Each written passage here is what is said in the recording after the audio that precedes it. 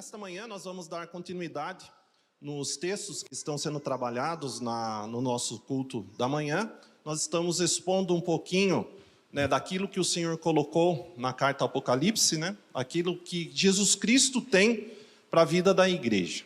E até o pastor entrou em contato comigo, deu o texto do segmento, eu falei, legal, eu sempre pego o texto difícil. Por que não me dá a igreja de Filadélfia, tudo lindo, tudo maravilhoso, tudo gostoso? Não. Ele dá para mim aquilo que está escrito em Apocalipse capítulo 2, do verso 12 ao 17, que vai falar um pouquinho sobre a igreja de Pérgamo, mais conhecido como uma cidade que é o trono de Satanás. E para aqueles que caminham um pouquinho mais, falam que eu sou um pouquinho pentecostal, que eu sou do fogo. Então eu falei, vamos lá, vamos fazer esse desafio aí e poder expor um pouquinho da palavra do Senhor.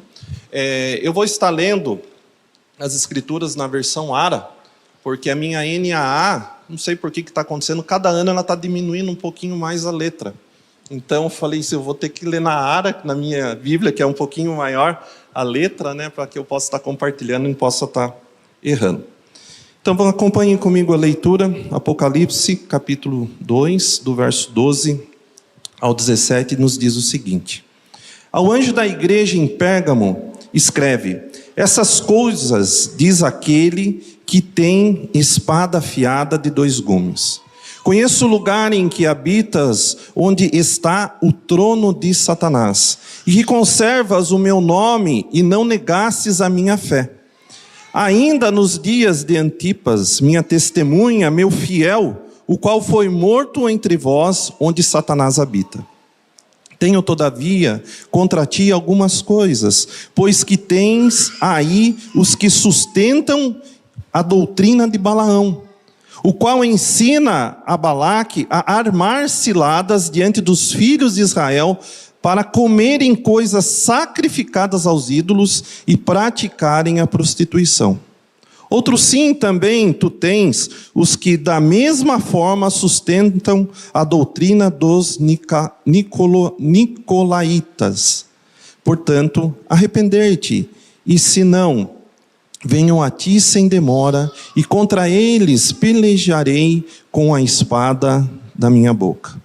Quem tem ouvidos, ouça o que o Espírito diz às igrejas. Ao vencedor, dar-lhe-ei do maná escondido, bem como lhe darei uma pedrinha branca, e sobre essa pedrinha escrito um nome novo, o qual ninguém conhece, exceto aquele que o recebe. Oremos. Senhor, no nome de Jesus, mais uma vez nos colocamos diante de Ti, nesse momento, e te pedimos, ó Deus, para que o Senhor nos sustente nesse momento. A Tua palavra foi lida, e que ela, ó Deus, possa transformar cada vez mais os nossos corações, nossa forma de ser e as nossas atitudes. Pois em nome de Cristo Jesus que nós oramos. Amém. Apocalipse, em especial, então, esse segundo capítulo, do seu verso 12 ao 17, ele faz parte de uma das cartas que foram escritas às 7 igrejas da Ásia. E também ela é dirigida, conforme eu falei, à igreja de Pérgamo. E eu dei alguma pesquisadinha para que possa estar alimentando um pouquinho mais a nossa palavra dessa manhã. Eu consultei o IBGE da época, E a cidade de Pérgamo ficava na Ásia Menor. Ou seja, ficava ali próximo da Turquia. E dentro dessas pesquisas, Pérgamo também não era uma cidade ruim para se viver.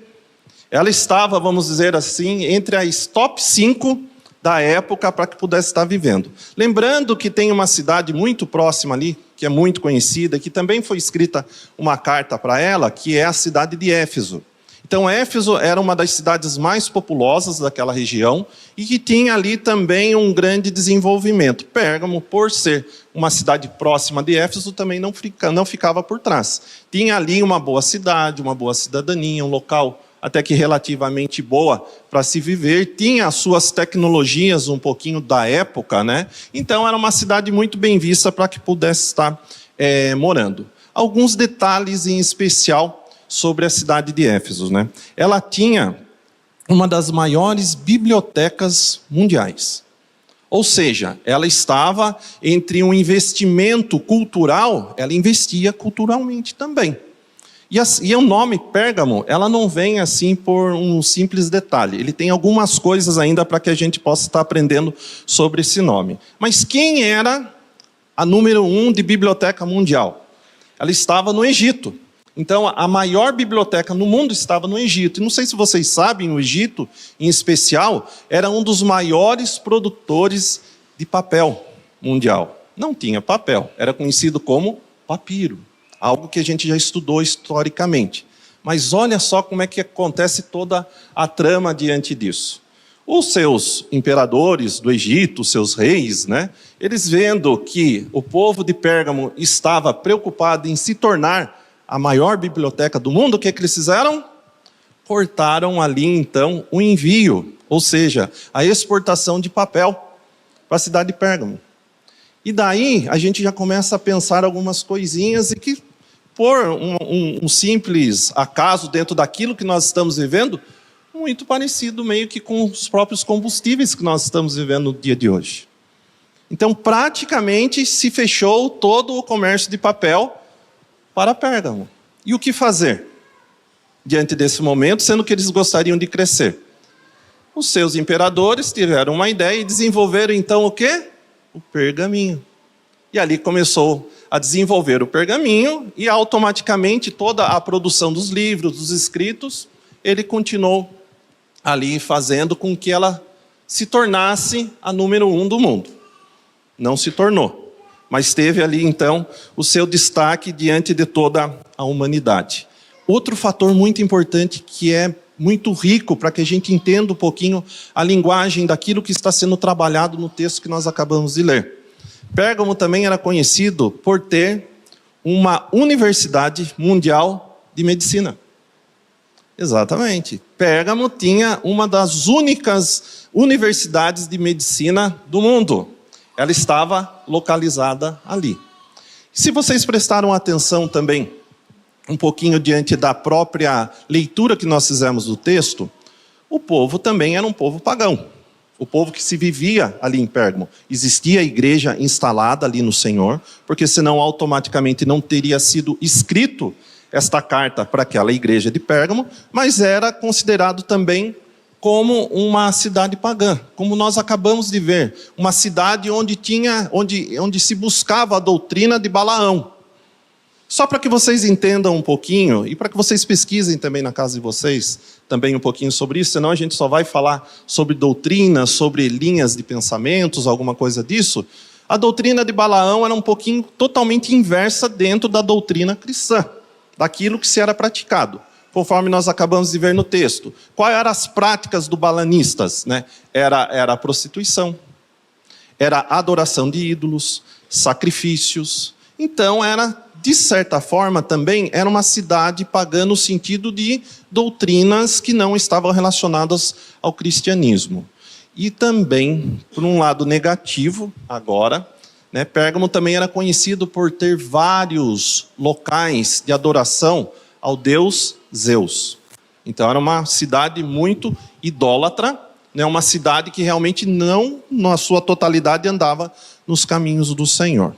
E o que essa doutrina de Balaão tem relação com a própria medicina? Temos alguns irmãos aqui que estão fazendo medicina ou que estão na área da saúde. Mas eu não sei se vocês já se atentou ao símbolo da medicina, qual é, de nível mundial, é uma serpente. E essa serpente foi colocada em adoração a Balaão. Por causa da universidade que tinha, eles tinham que ter uma representação, como um símbolo, alguma coisa, para que pudesse estar sendo adorado. E o símbolo que nós temos da medicina, que é a serpente lá, é em virtude à adoração a Balaão.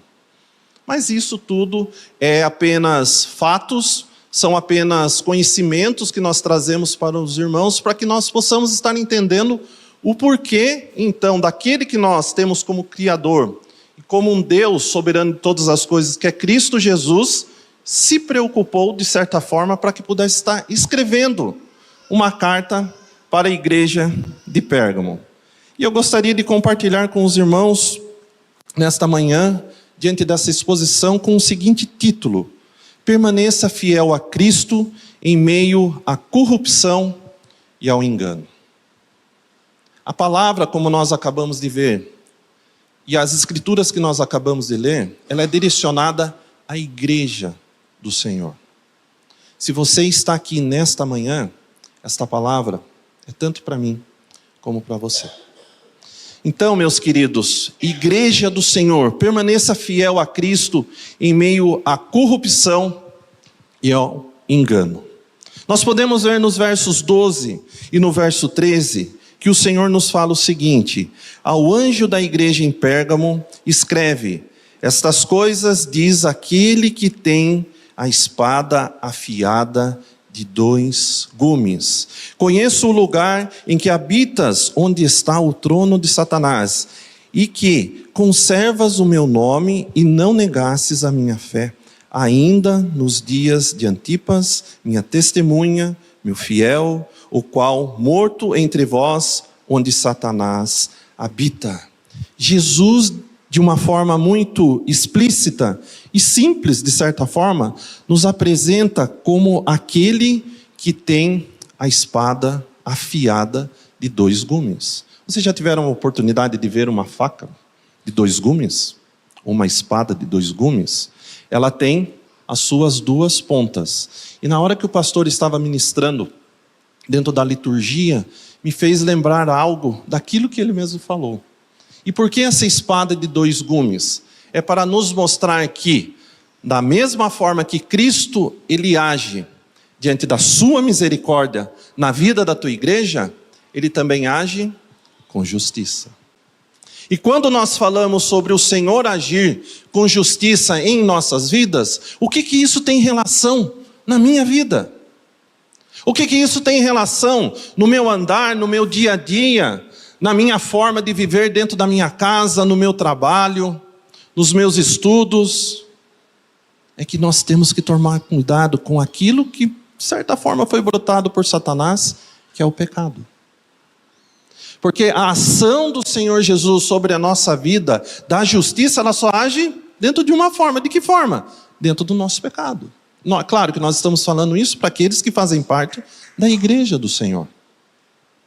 É fato que nós necessitamos e somos mais acomodados diante de um lado da espada, que é a misericórdia. Porque a misericórdia é muito melhor do que a justiça, para nós, no sentido daquilo que nós vamos viver. Mas é nos colocado aqui um alerta para a nossa vida. Porque o Senhor, ele não é somente misericórdia, ele é justiça.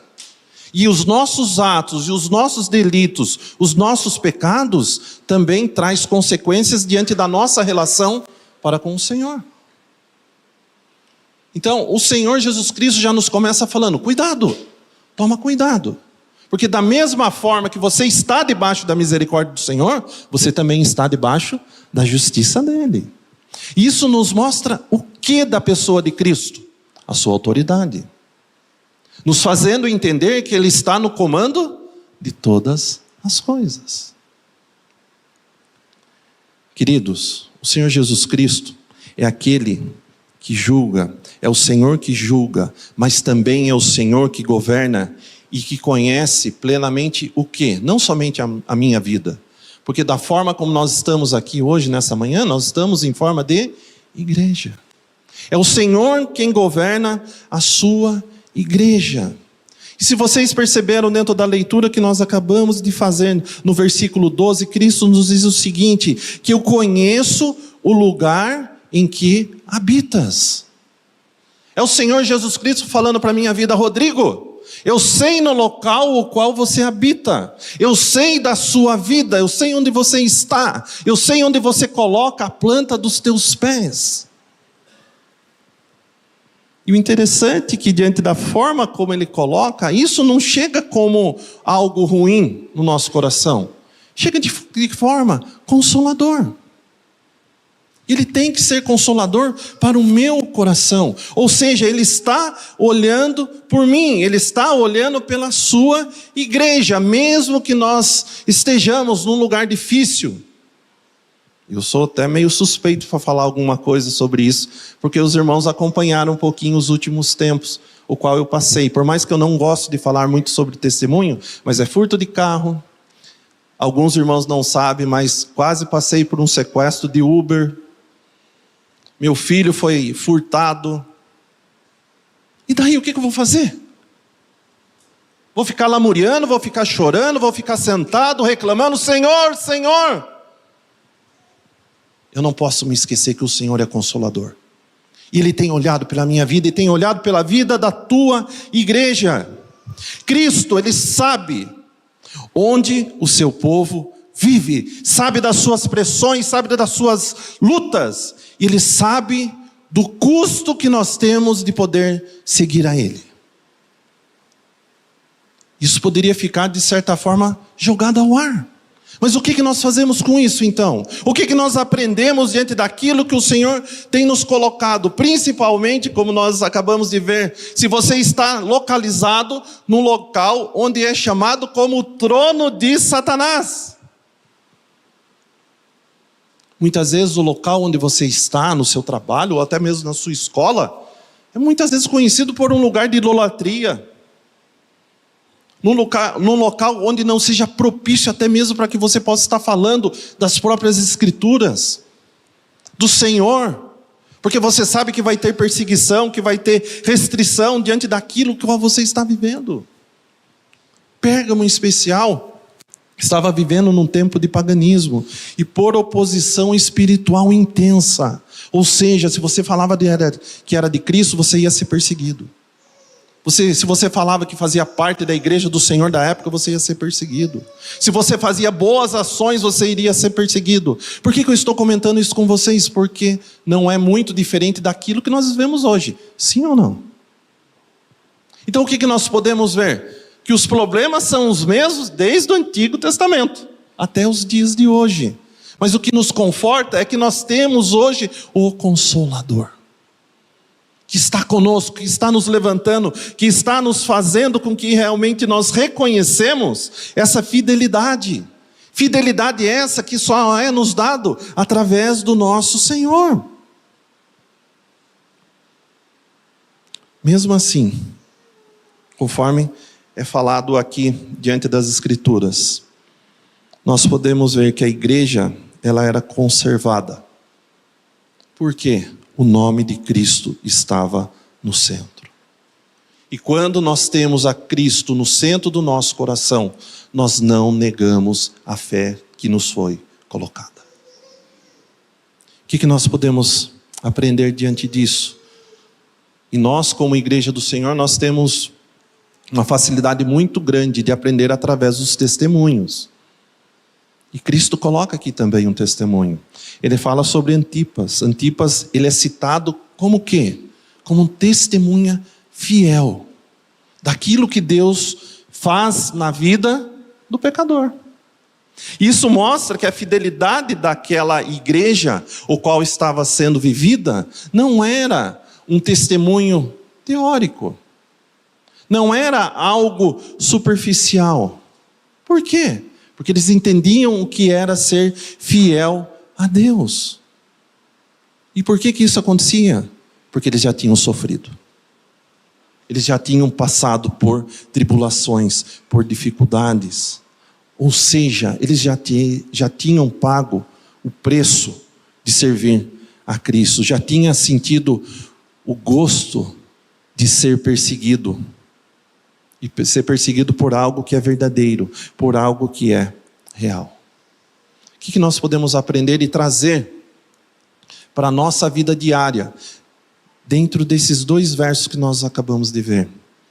Uma aplicação que eu coloco para os irmãos é o seguinte, que Cristo, Ele valoriza a fidelidade do seu povo. Cristo, Ele está olhando por você, meu irmão. Cristo, Ele está olhando por mim. Cristo está caminhando junto conosco.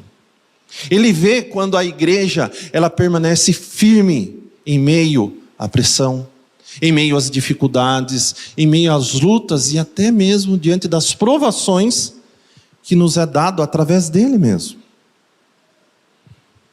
O Senhor, Ele não mede a sua igreja pelo aplauso do mundo, mas pela fidelidade que nós temos diante do Evangelho. E graças a Deus por isso. Graças a Deus porque o Senhor tem olhado por nós. Graças a Deus que o Senhor tem olhado para a igreja presbiteriana de Osasco, que é uma igreja que nós podemos ver, né, que ela é fiel. E que mesmo que possamos estar vivendo dentro de um local que muitas vezes é dominado pelas trevas, é dominado pelos problemas, é dominada muitas vezes pela força do mundo, ela continua sendo pertencente ao Senhor que tem uma espada, e não é uma simples espada, é uma espada de 2 gumes, que tem a sua justiça e a sua misericórdia.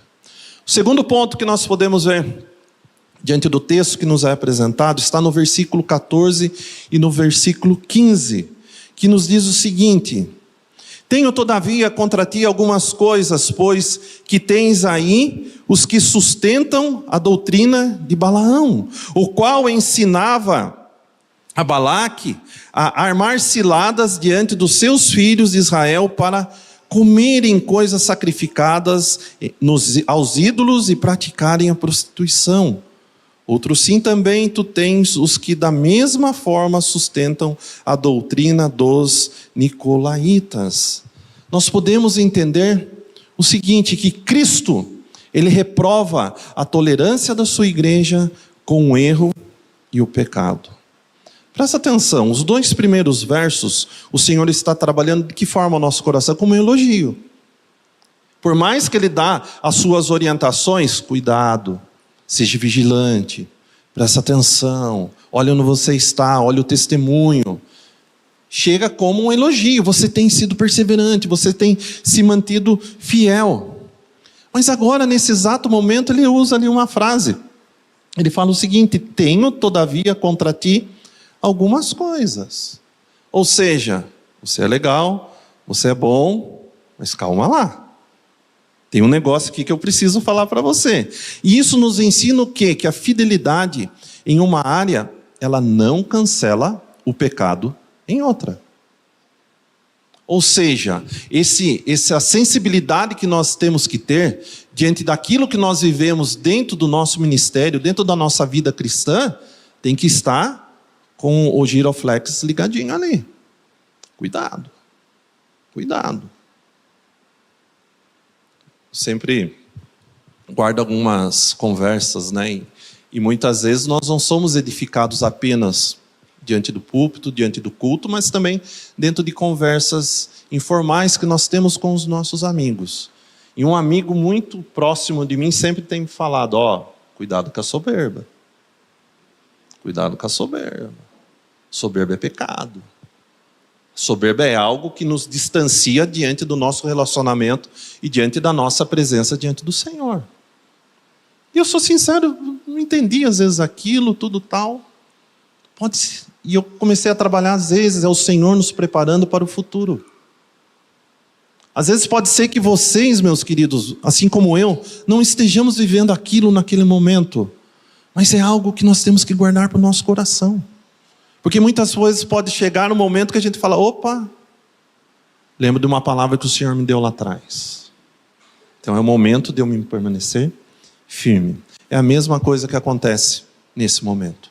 É o Senhor dando instruções: cuidado, porque eu sei de todas as coisas. Isso nos mostra quem é o Deus ao qual nós servimos. É o soberano, mas Ele é onisciente, Ele sabe de todas as coisas. E a igreja de Pérgamo tinha então permanecido firme diante da perseguição, mas estava tolerando alguns falsos ensinamentos. Ou seja, a referência da doutrina, que era cristã, que se vive dentro da igreja, estava meio que se perdendo para dentro das doutrinas que Balaão estava investindo. Então mostra ali então uma influência. Que influência é essa? Corrupta, que tem uma mistura com o mundo, uma mistura idólatra e de certa forma fazendo concessão moral na vida das pessoas. Eu fui pesquisar um pouquinho sobre os nicolaítas e eu não achei muita coisa. Fala-se muito pouco. Não sabe-se nem de onde eles surgiram, mas que se mostra aqui que eles estavam sendo fortes e que estava influenciando a vida daqueles que estavam dentro da igreja. E uma das coisas que é comentado sobre a doutrina e a menção deste povo era que eles tinham uma convivência com o erro, ou seja, eles viviam com o pecado. E quando se vive muito tempo com o pecado, automaticamente o nosso coraçãozinho, que é muito complicado, ele vai se acomodando com o pecado. Eu lembro quando eu era pequeno, falavam para mim que beber Coca-Cola era pecado. Falando sério.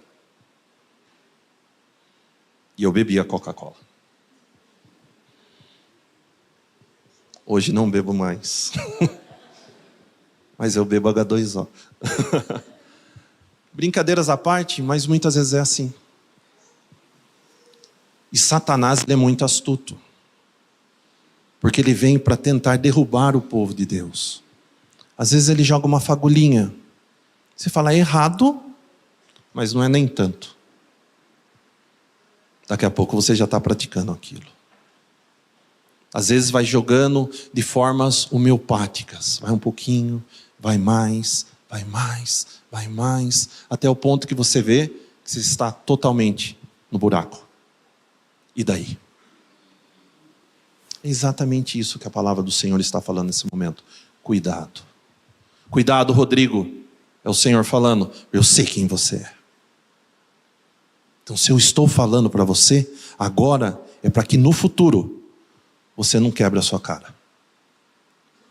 Lá em casa a gente fala, né, por causa de ser do interior, não se estrupique. Ou seja, é algo ruim, não é algo bom. Mas é o Senhor falando ao nosso coração e falando ao coração da igreja. Cuidado, não se contamine. Não adianta nada ser o sepulcro caiado, bonitinho por fora, mas por dentro você está podre. Do que adianta? Do que adianta? E a analogia do exemplo é usada aqui mais uma vez. Ou seja, você está bonito por fora, mas está totalmente contaminado por dentro. A igreja de Pérgamo estava fazendo algumas atitudes e tendo algumas experiências que não eram do bom agrado do Senhor. Aquele que passava na frente da igreja falava, uau, que igreja bonita, maravilhosa. Mas por dentro estava passando por coisas terríveis. Nós acabamos de ver qual é o exemplo da doutrina de Balaão. Prostituição, engano, erro, mentira. E isso vai muitos e muito além. Sacrifícios. Dei uma pesquisada por cima, eu falei, será que a igreja de Pérgamo estava fazendo sacrifícios? Os indícios falavam que sim. Não temos a prova. Mas se o Senhor Jesus Cristo está orientando, está citando, é porque eles estavam praticando. O único sacrifício que a gente faz hoje é do nosso churrasquinho, né? Mas aquele não era um churrasquinho, o qual nós, como crentes, amamos tanto. Temos que tomar cuidado. E aqui nós temos mais uma lição essencial, porque a igreja ela não pode apenas resistir à perseguição, mas ela também precisa rejeitar a corrupção. Não basta manter o nome de Cristo em nossa boca, é preciso manter a verdade de Cristo em nossa vida. Não basta apenas falarmos, precisamos testemunharmos. E eu trago mais uma aplicação diante disso que nós estamos falando. Porque uma igreja, ela pode parecer firme por fora, mas ainda estar doente por dentro. Cristo, ele não aceita que a sua igreja tolere o erro doutrinário e nem a acomodação moral. Ou seja, meu querido, se você está nessa situação, se arrume.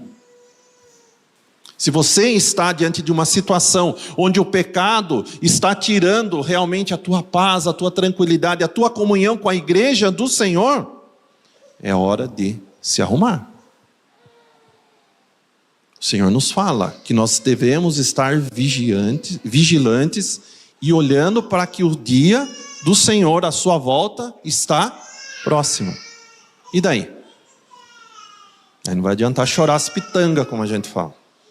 Temos que estar preparados para o dia do Senhor. E a igreja do Senhor tem que estar preparada para esse momento. Ou seja, o erro tolerado dentro da igreja pode ser mais um perigo do que a perseguição enfrentada fora dela. Vigia, toma cuidado. Porque Cristo ele reprova a tolerância da sua igreja para com o erro e o pecado. E por último, encerrando esse momento, nós podemos ver que Cristo, Ele chama a sua igreja para o quê? Para o arrependimento. E Ele promete uma recompensa ao vencedor. Os irmãos sabem que eu tive uma oportunidade de trabalhar um pouquinho no comércio. E quando eu olho para esses textos, eu falo assim, que não foi o comércio que ensinou nós fazermos o que fazemos. Na verdade, tudo está na Bíblia. Tem um sistema chamado PNP, que é o positivo, o negativo e o positivo. Isso é usado no comércio, e podem perceber, os bons vendedores da época da velha guarda usavam o PNP de uma forma muito boa, que é o positivo, o negativo e o positivo. E Cristo está fazendo aqui. Ele vem, ele elogia a igreja, ele fala daquilo que ela tem praticado, porque também, vamos ser sinceros, a gente só levar pancada, parece que a gente não aguenta.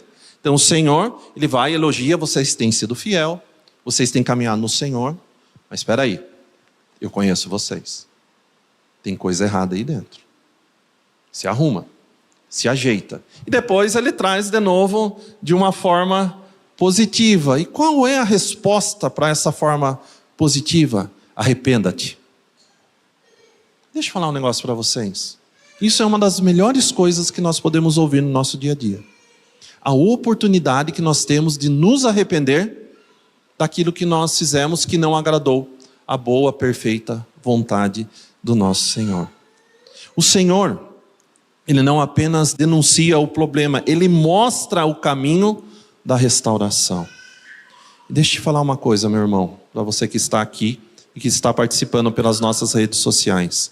O arrependimento, ela é a única resposta correta quando a igreja percebe que cedeu a um erro. É só através do arrependimento.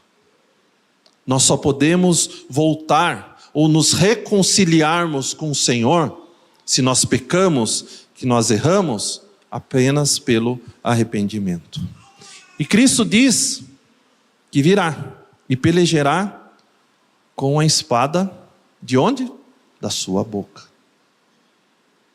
Eu acho, os irmãos sabem, eu tenho 2 filhos e desde pequeno nós tentamos educá-los debaixo das Escrituras.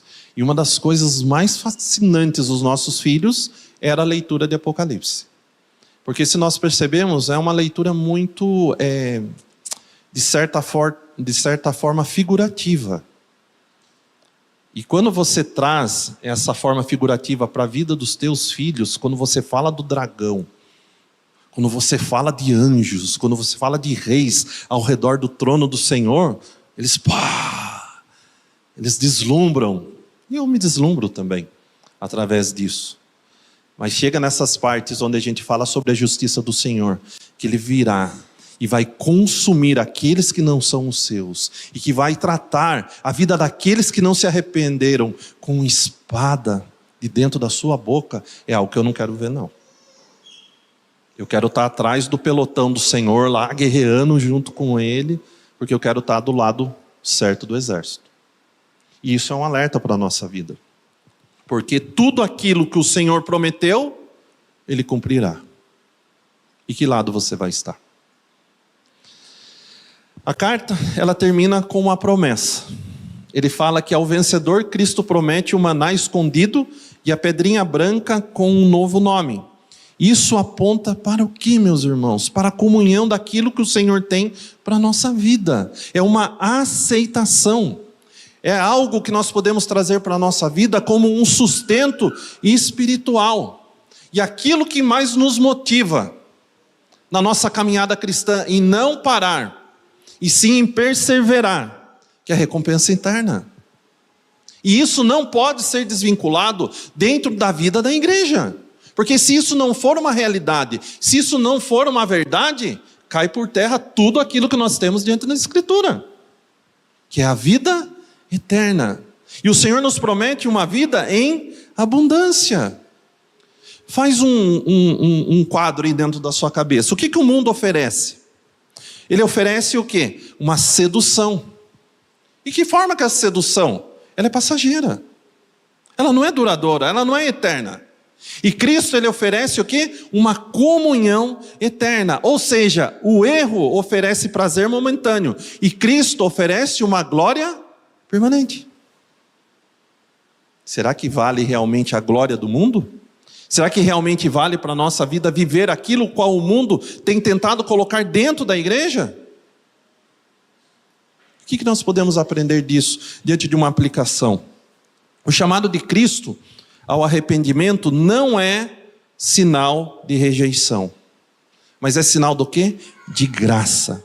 Ele corrige, sim. E por que ele corrige? Porque ele nos ama. Porque ele nos ama. Ele disciplina porque a sua igreja pertence a quem?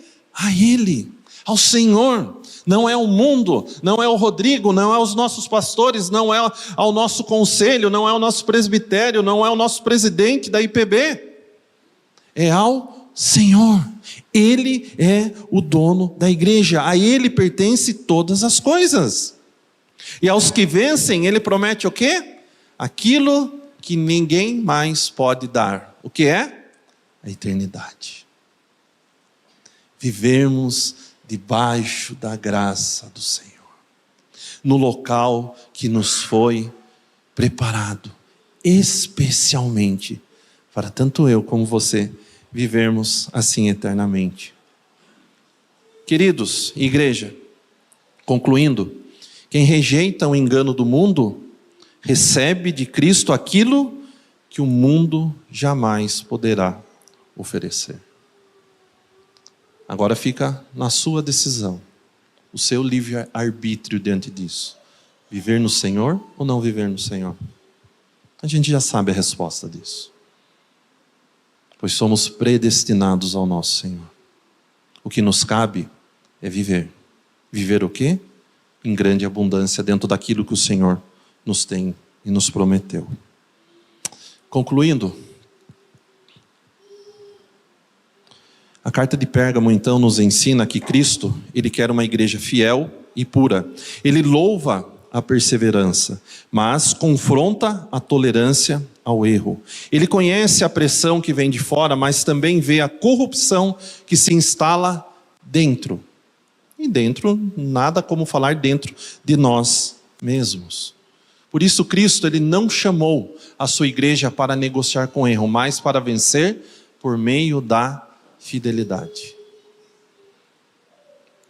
E olhando para essa carta, para essa perícope, para esse pequeno texto, nós podemos entender que o quanto vale a pena nos mantermos firmes no Senhor. Temos lutas, temos dificuldades, temos até mesmo provações que nos são dadas através do Senhor. Mas como nós vamos agir diante desse momento? Que o Senhor nos sustente e nos guarde e nos fortaleça, para que tudo que façamos seja para a honra e glória do nosso Senhor. Amém? Gostaria de chamar o pastor Edinaldo para que pudesse estar orando, impetrando assim a bênção final. Vamos colocar de pé, vamos orar. Fica aí, Rodrigo. O Rodrigo fez aniversário dia 26. Então vamos orar agradecendo a Deus pela vida desse irmão. Se você quiser presenteá-lo com aquela oferta, vai abençoar muito a vida dele. O carro foi roubado, mas as prestações ficaram. Eles não levaram, né, rapaz? Era digital. Então não teve jeito. Ficou 48 prestação de R$ 1.400. Então, se os irmãos puderem, por favor, pode ir lá e vai ser bênção, tá bom? Senhor, obrigado. Dá-nos a bênção, a graça de permanecermos firmes. Estamos inseridos em contextos desafiadores para a nossa fé, embates filosóficos, culturais, ideológicos. São tantas as ciladas, ó Deus, que podem realmente querer nos afastar do Senhor e vivermos, ó Deus, talvez numa secularização da nossa fé, numa relativização, fazer concessões, julgarmos como bom aquilo que o Senhor diz que é mal. Tem misericórdia de nós. Fortalece a tua igreja, Senhor, para que mesmo diante de contextos tão desafiadores, possamos permanecer firmes e fortes para a tua honra e glória. Obrigado pela vida do Rodrigo, por mais um ano de vida que o Senhor concedeu a ele. As lutas, ó Deus, elas estão aí presentes, vários momentos tensos que o teu servo, junto com a sua família, tem vivenciado. O Senhor tem fortalecido, o Senhor tem cuidado. Nós somos gratos ao Senhor por todas as coisas, porque mesmo em meio a toda essa jornada tão desafiadora, o Senhor não os tem desamparado e o Senhor continua usando a vida deles de maneira graciosa. E que continue assim, que eles continuem no temor do Senhor em nome de Jesus, uma família querida e abençoada e abençoadora. Nós assim oramos, agradecidos em nome de Jesus. Queridos irmãos, que a graça maravilhosa do nosso Senhor e Salvador Jesus Cristo, que o eterno amor de Deus, o nosso Pai, as doces consolações do Espírito Santo sejam com todos e com toda a igreja de Jesus, hoje e sempre. Amém e amém.